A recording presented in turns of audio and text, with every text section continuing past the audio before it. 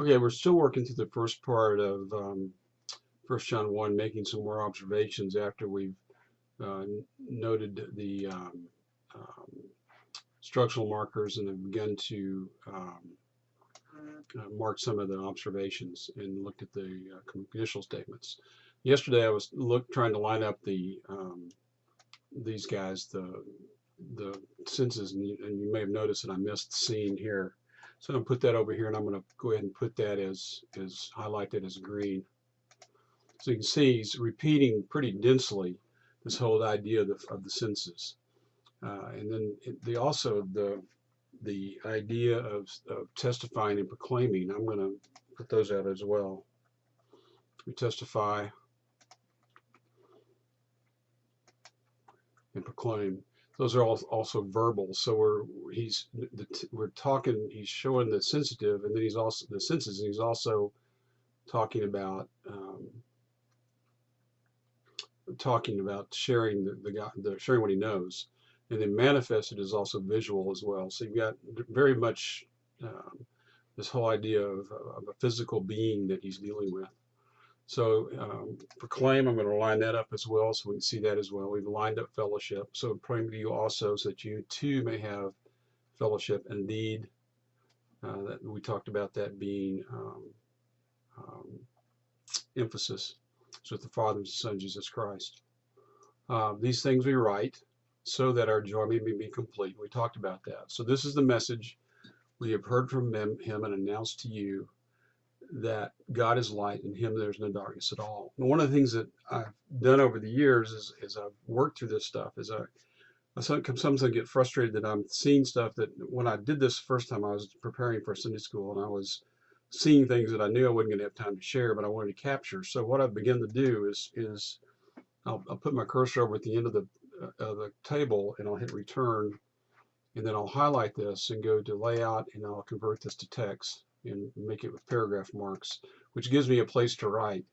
And so what I did, and I'm just going to put in here what I wrote from another document, but I put in these notes. So John is making it clear that Jesus is a physical being. He's not a spirit, it's a person. What was from the beginning, this is implying that the created universe became a tangible person. The word of life is a reference to John 1:1, as well as in him was life, and the life was the light of man. The word is the source of life. And we know from the gospel that the word is Christ for John. So that what I'm doing here is I'm trying to capture all of my thinking as I walk through this. So for the second verse, I did the same thing. I had some other thoughts. I'm going to share those with you.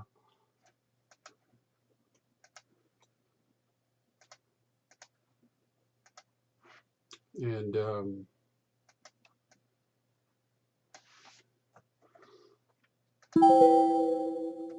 so the argument progresses here, and it's really tight logic that John uses, and it's really an interesting thing. That the life in verse 1 is manifested in verse 2, and John repeats the sensory description.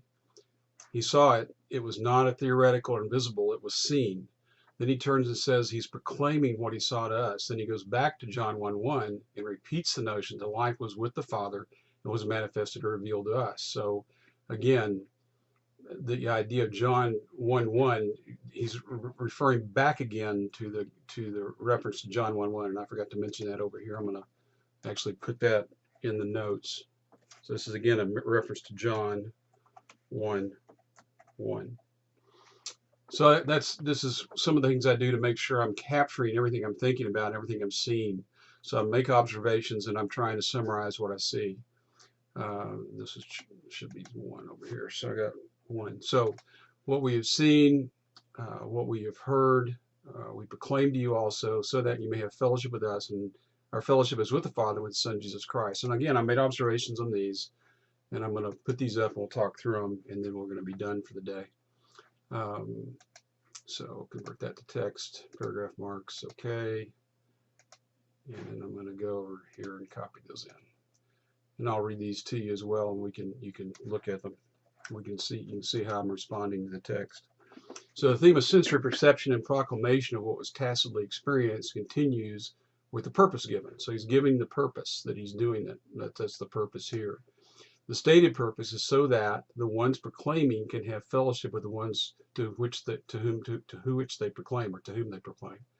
The level and quality of the fellowship is particularized. Particularization is one of the, if you go back and look at the list of literary devices I talked to you about, it's general to particular. So he made a general statement, we're going to have fellowship, and then we're particularizing it, we're giving the details of it. Particularized by John as the same fellowship that he has with the Father and the Son. Here the apostle is inviting us into the same relationship he had with the Son. This parallels the prayer of Christ in John 17:21. That they may all be one, even as you, Father, in me, and I in you, that they may also be in us, so that claiming to us, so that we can have the same relation. So the world may believe that you sent me. As Christ prayed that we would have the same relation with the Father that he had, so John is proclaiming to us, so that we can have the same relationship with Christ and the Father that he has. This is the beauty of the Christian experience. One does not have the need for priest or clergy when one accepts the proclamation. One enters into the same fellowship as one to proclaim the truth to them. That's a huge deal. That's a huge thing in Christianity. That's the one that separates it apart, sets it apart. I didn't put, I'm going to put some of the things that that's really going to work. I'm going to put some more observations on 1-3 tomorrow, but this is kind of the things that I saw, and then we'll stop here and we'll continue tomorrow. I hope you're enjoying this. If you have questions about what we're doing or have suggestions on how to make this better for you, please make comments in the comments below. Thank you very much. Bye-bye.